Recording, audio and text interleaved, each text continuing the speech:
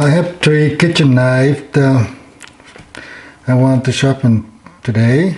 This is K110 steel, which is a Japanese version of D2, a 64.5 Rockwell. This patty, and then have a utility D2, a 65 Rockwell, and a Nitro V, a 65 Rockwell.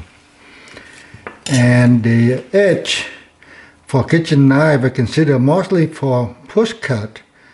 I'm going to shape a 12-degree precise and then 15-degree precise micro bevel.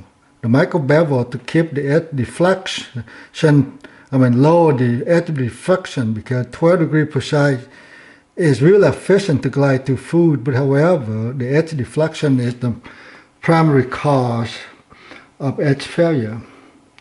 Anyway, to start out, I'm going to be 800 grit diamond plate here.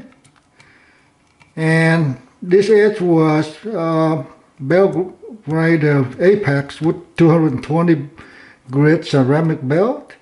And then I got flattened, by the edge got flattened to remove the damaged, rough steel by using 8,000 grit CBN stone. So the edge should be, again, doable. First of all, to have good edge retention, you need to have to be doable enough so that after that, the wear resistance can, be applicable. But otherwise,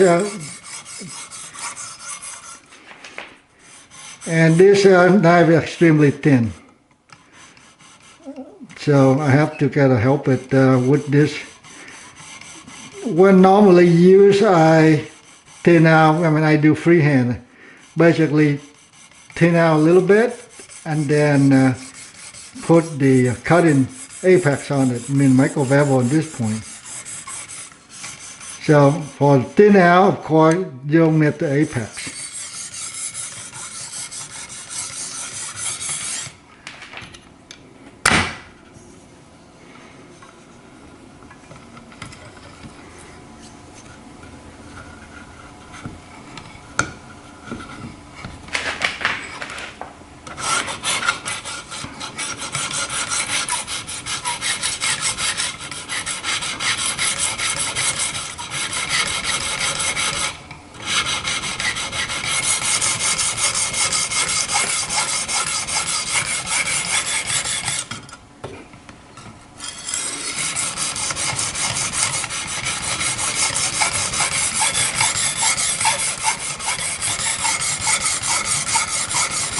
The behind the edge thickness for this extremely thin knife here at this level right here at the 12 DPS here, it's probably about 5,000 of an inch.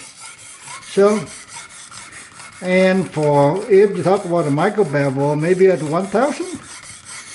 So you're going to be thin.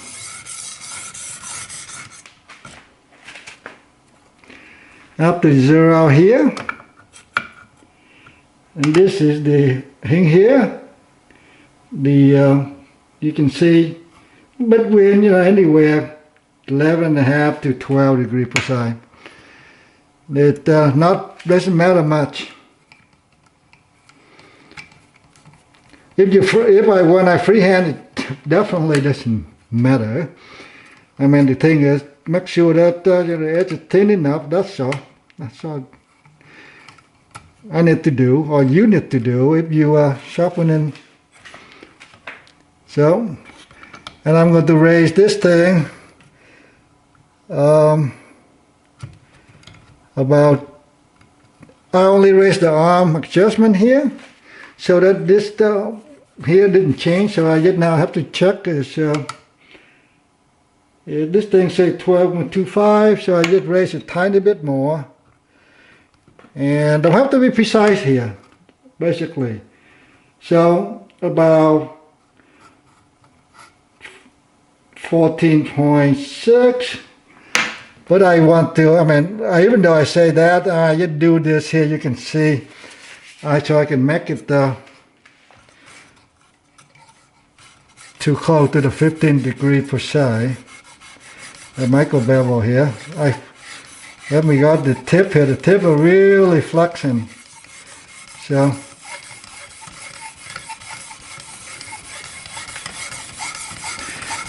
we'll take a look at this edge under the handheld microscope.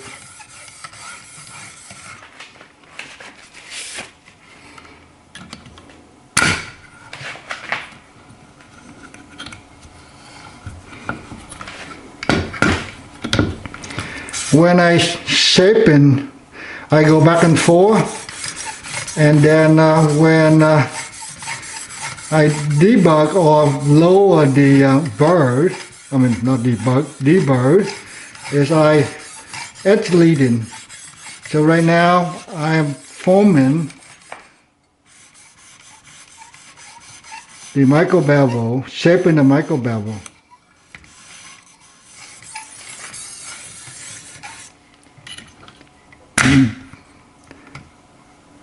Now I'm going to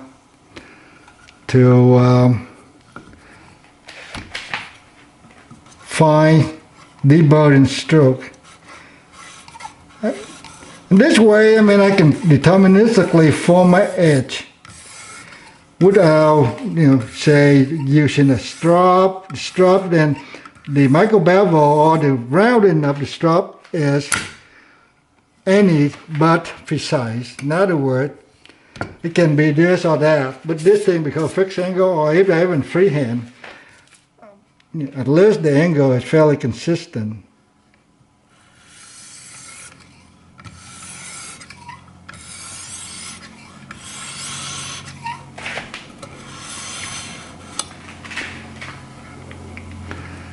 All right, well, let's see that this edge is close to or complete. There we go. Let's check the edge.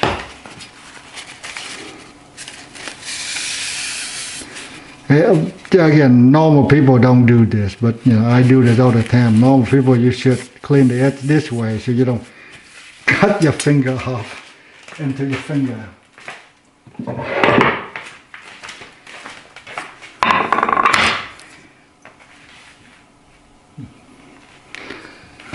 Looking, let's see this wrong tool.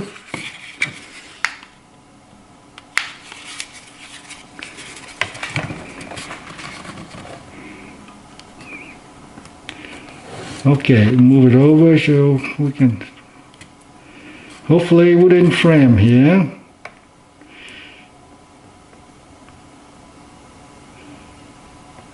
Darker. Okay, there you go. It's not perfect.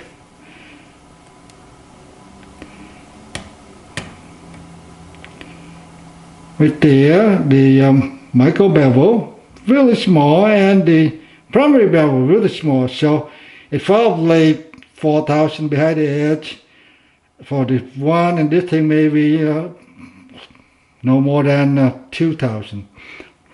It's so extremely thin. But again, the word is doable and efficient cutting. Let's see. That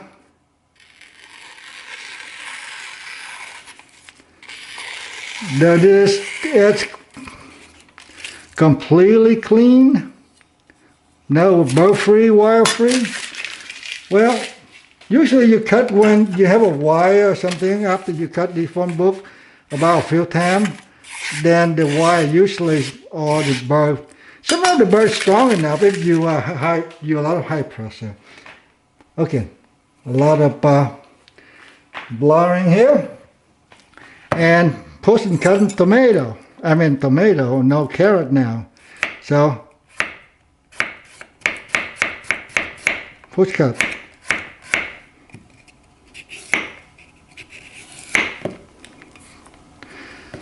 Carrot.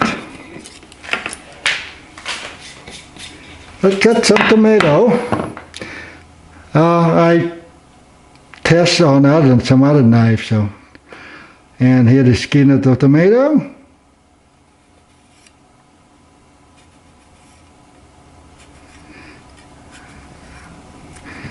got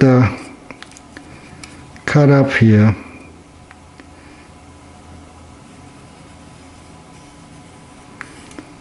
All right, let one more. Let the other clean one.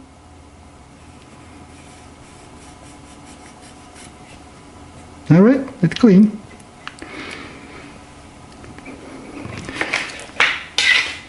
What about accidentally contact with this bone? Let accidentally contact here. All right. Oop, oop.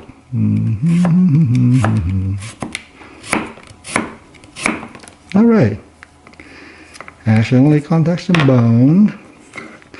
Well, it has to be doable enough, even though, you know, this, again, it's very thin and flexy. It's really thin. It's great for vegetable or anything that's thick. It might be a little bit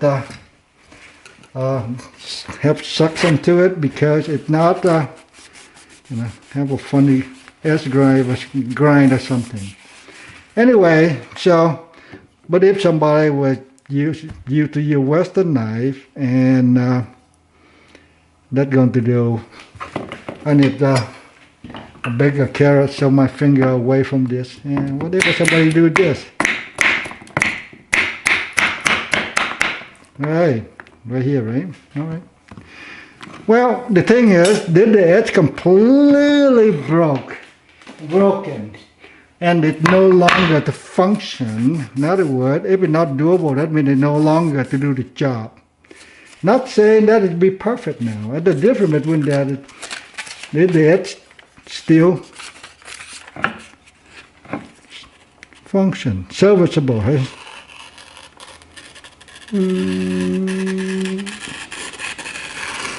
Well, it's pretty decent postcard, I say. But, well, time for a little bit more picky. And I want to see if how much rippling or how much damage it done. It fell. And there is some right there. I'll zoom in. That is a rippling, not a fracture. And this is a 64.5 Rockwell. You can see right there. But you can see it slide to phone book. In other words, functional wise, not a problem, right? So, if you happen to doing kind of rough a little bit, so how long does it take to kind of correct it? Well, if I correct freehand or I correct with this thing, of course I want to be more precise. So I correct with this.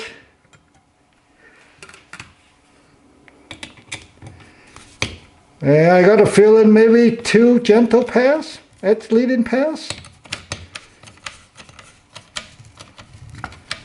And then we will re-examine the edge. This edge, again, you can see that the micro bevel didn't fail.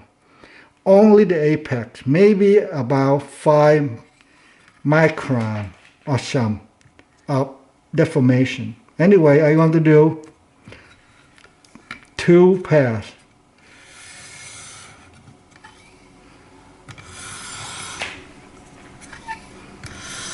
One.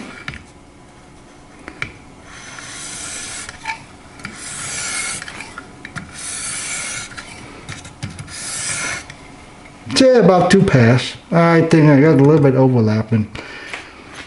Just a little bit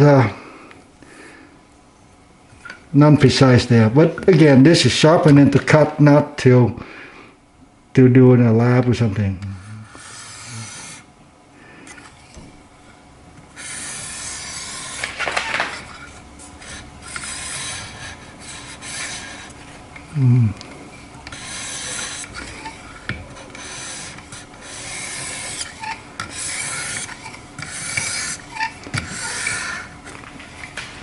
I'm going to do a super light here, just to produce a clean.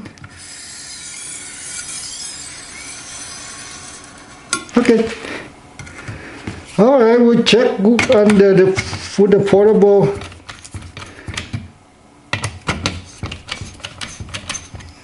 microscope and see.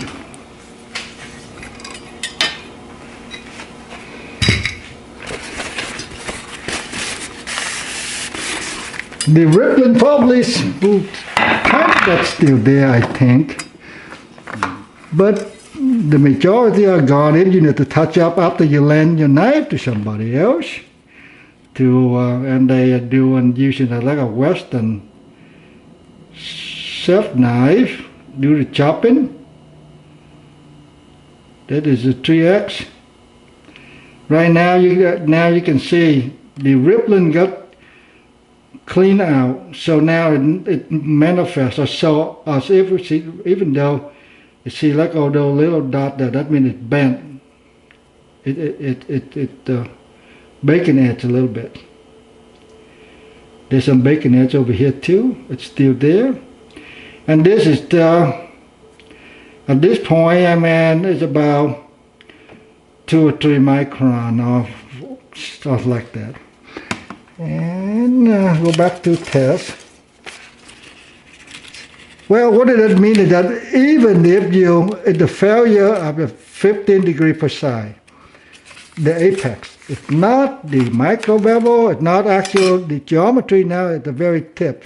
So even for no action there, so you have to separate from, oh, I mean, it's failed. I should sharpen at say 20 degree psi or something ridiculous like that.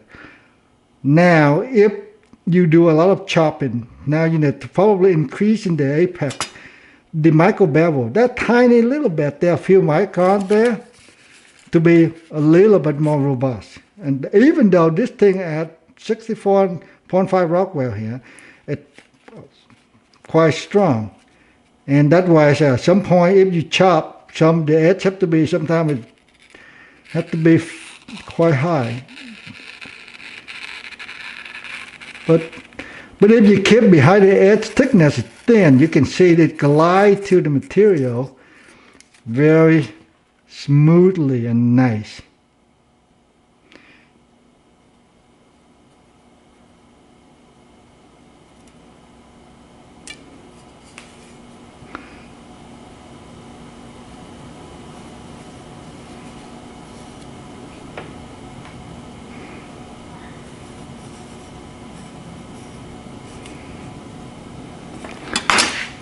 Time to do the other 2 knives. Thanks for watching.